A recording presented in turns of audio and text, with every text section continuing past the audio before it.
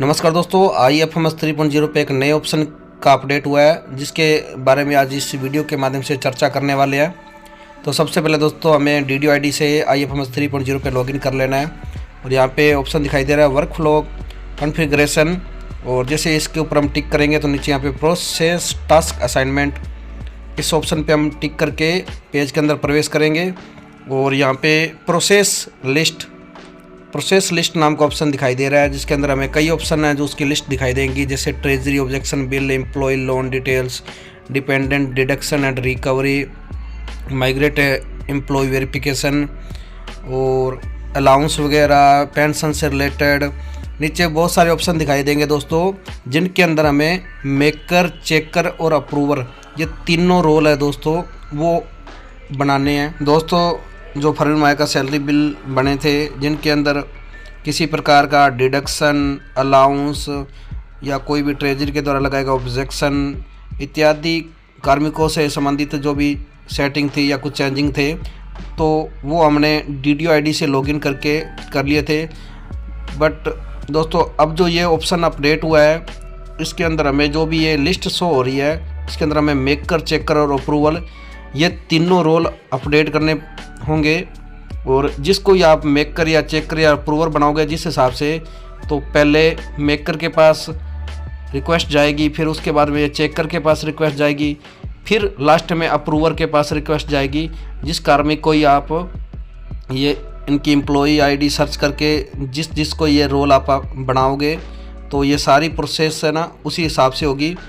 अगर आप किसी को मेकर, चेकर नहीं बनाना चाहते हो और आप चाहते हो कि ये सारी प्रक्रिया पहले के हिसाब से चलती रहे, तो आप अप्रूवर नाम का जो ऑप्शन है उसके सामने सेल्फ असाइन लिखा हुआ है और कन्फर्म में यस करोगे तो ये DDO के पास में जिम्मेदारी रह जाएगी।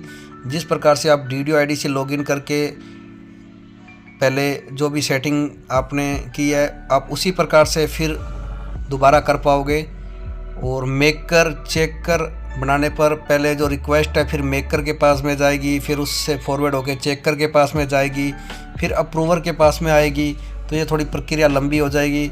और दोस्तों ये जितने भी आपको प्रोसेस लिस्ट में ऑप्शन दिखाई दे रहे हैं सब में आपको मेकर, चेकर, अप्रूवर या फिर ओनली फॉर जो अप्रूवर DDO को आप बनाना चाहते हो सेल्फ असाइन, मतलब होता है समय को सौंपा गया।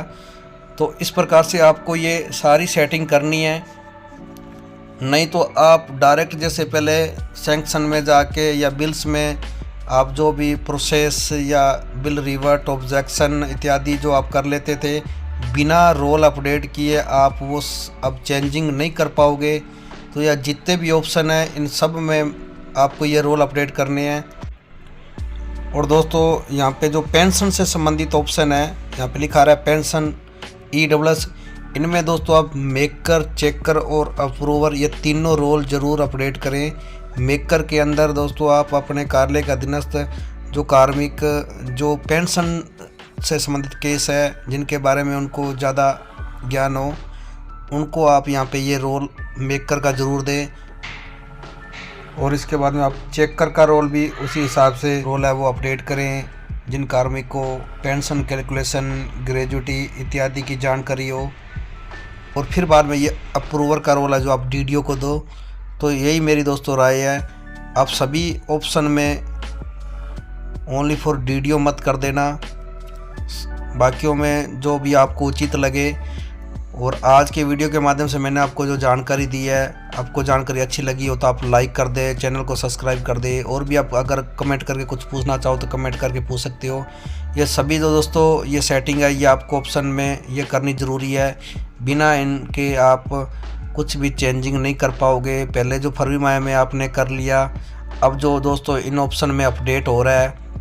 अगर आपको सर्च लिस्ट में कोई भी कार्मिक है जिनको आप ढूंढ रहे हो, जिनकी SSO ID लगा गया, अगर आपको वो सर्चिंग लिस्ट में नहीं आ रहा है तो दोस्तों इस ऑप्शन में और भी अपडेट हो रहा है। तो धीरे धीरे आपको ये सारी समझ आ जाएगी। और दोस्तों आप कुछ भी जानकारी लेना चाहते हो तो मुझसे जानकारी ले सकते हो, मैं इससे रिलेटेड वीडियो बनाता रहता हूँ।